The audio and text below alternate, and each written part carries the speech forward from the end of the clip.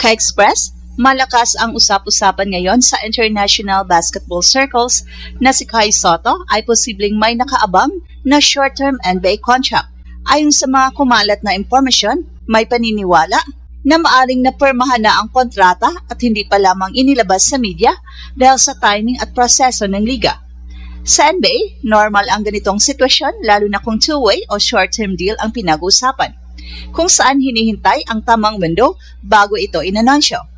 Hanggat walang official statement mula sa isang NBA franchise, mananatili itong spekulasyon pero hindi may kakaila na may seryosong usok kung bakit may apoy ang issue. May isa namang school of thought, baka ginagamit lamang umano ang NBA possibility bilang dahilan para hindi makalaro sa gilas. Pero kung pagbabatayan ang history ni Kai pagdating sa national team commitment, Express Info, tahanan ng balita, kay Sotto at Gilas, galing ay ipakita sa bawat talon sa loob ng court.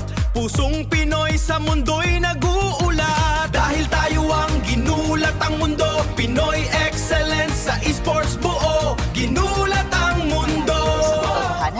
ilang beses na niyang pinili ang bandera ng Pilipinas sa kabila ng personal career risk. At ang mas logical na pagbasa dito ay strategic career timing, hindi pagtalikod sa bayan. Ang sigurado sa ngayon, fully healthy si Kai matapos ang injury layoff. Malinaw ang pagbabago sa kanyang laro. Mas physical, mas assertive sa ilalim, at mas mature ang decision-making. Sa kanyang stint sa Japan B-League kasama ang Koshigaya Alphas, parang hindi siya galing sa halos isang taong pahinga. Sa halip, tila mas lumalakas pa ang kanyang katawan at kumpiyansa. So sa ngayon, wala pang official na announcement mula sa National Basketball Association, pero sa mundo ng professional basketball, ang katahimikan ay hindi ibig sabihin na walang nangyayari. Kung may big announcement man na paparating, malinaw na nasa posisyon si Kai ngayon, healthy, prepared at nasa tamang edad para tuluyang buksan ang pintuan ng NBA. Ang tanong na lang, kailan ito ilalabas sa publiko? Umiinit ang basketball world matapos kumalat ang balita na posibleng makakuha ng short-term NBA contract si Kai. Hindi ito simpleng chismis lang na walang basihan. Ang mga ganitong klaseng usapan ay kadalasang nagmumula sa loob mismo ng professional circles, agents, scouts at team insiders. Ang tanong ngayon ng buong sambayanan, may perma na ba talaga o hinihintay na lang ang tamang timing para i-annunsyo? Sa NBA system, hindi agad binubunyag ang lahat.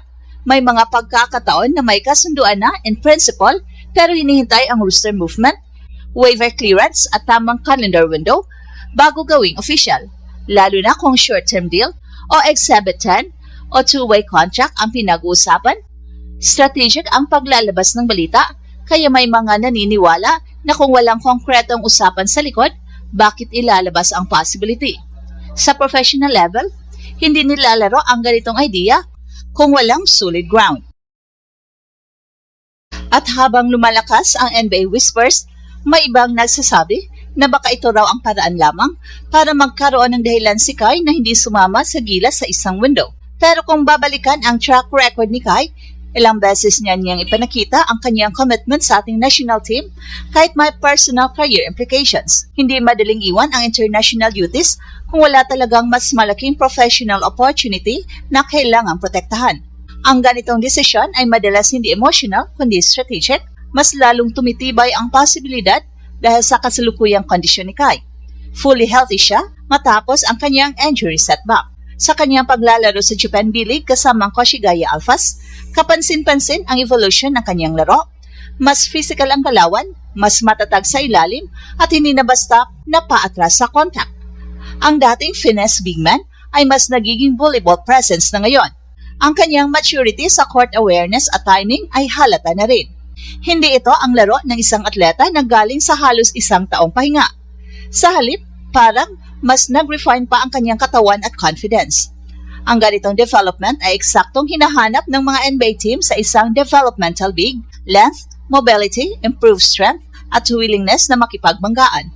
Sa puntong ito, wala pang official confirmation mula sa NBA o anumang franchise, pero sa professional basketball landscape, madalas ang tahimik ay may ibig sabihin, at kapag may sunod-sunod na credible murmurs, kadalasan may proseso ng gumagalaw sa likod. Ang mas malaking tanong ngayon, Kung may short-term deal ng paparating, anong klaseng role ang nakabang? Developmental evaluation ba ito? Insurance B? O stepping stone patungo sa mas matagal na kontrata? Isang bagay ang malinaw, nasa pinakamagandang posisyon ngayon si Kai para tuluyang mabuksan ang NBA door. At kung may announcement man na parating, maaring mas malapit na ito kaysa inaakala ng marami. At habang patuloy ang usap-usapan tungkol sa posibleng NBA short-term deal ni Kai, mas mahalagang tingnan ang bigger picture kung bakit timing ang lahat. Sa professional basketball, hindi lang talento ang basihan, window of opportunity ang pinakamalaga. At sa kasalukuyan, nasa tamang edad, tamang physical condition at tamang exposure si Kai para seryosong i-evaluate ng isang NBA franchise. Sa modern NBA landscape, hinahanap ang stretch bigs na may length, mobility at rim protection potential. Hindi requirement na agad maging superstar, minsan ang hinahanap ay developmental upside. Ang 7-footer na may international experience at pro rep sa Asia ay hindi basta-basta binabaliwala, lalo na kung makikita ang improvement sa physicality at confidence niya nitong mga nakaraang buwan sa Japan B-League. Ang consistent minutes laban sa import-laden team sa Japan ay malaking factor sa evaluation. May mga nagsasabi na kung may deal nga, maaring two-way contract ito. Sa ganitong setup, maaring hati ang oras sa main roster at G-League affiliate. Strategic ito para sa isang player na kailangang masubukan sa NBA system na hindi agad nilalagay sa full guaranteed pressure. Para kay Kai, ito ang practical entry point. Hindi kailangang headline-grabbing max deal. Ang mahalaga ay mabuksan ang pinto. At kasabay nito, hindi maiwasan ang tanong tungkol sa gilas. Kung sakaling may kontratang nakapila, natural na unahin ang professional obligation. Hindi ito usapin ng pagtalikod sa bansa, kundi pagprotekta sa once-in-a-lifetime opportunity. Sa global sports stage, isang perma lang ang maaring magbago ng trajectory ng buong career. At kung totoo man ang mga bulong-bulungan, malinaw na calculated ang bawat galaw ngayon sa kampo ni Kai. At ang pinakamalinaw sa lahat ay ang transformation niya bilang atleta. Mas compose siya ngayon sa ilalim, hindi na nagmamadali sa post reads at mas handang tumanggap ng contact. Ang defensive timing niya sa weak side ay mas refined at mas confident siyang maglaro laban sa mas malalakas na katawan. Ito ang klase ng progression na gustong makita ng mga NBA scouts, hindi lang height kundi development curve. Sa ngayon, wala pang official announcement mula sa NBA, pero sa likod ng katahimikan, maaring may proseso ng gumagalaw. Sa ganitong level, hindi inuuna ang hype, inuuna ang paperwork, roster space at strategic timing. So ang tanong ngayon, kapag lumabas ang announcement, handa na ba ang basketball world sa epekto nito? Dahil kung tuluyang maging official ang kontrata, hindi lang ito personal milestone ni Kai, isa ito makasaysayang hakbang para sa Philippine basketball. At ito ang Express Info kung saan bawat kwento ginulat ang mundo. Don't forget to like and subscribe.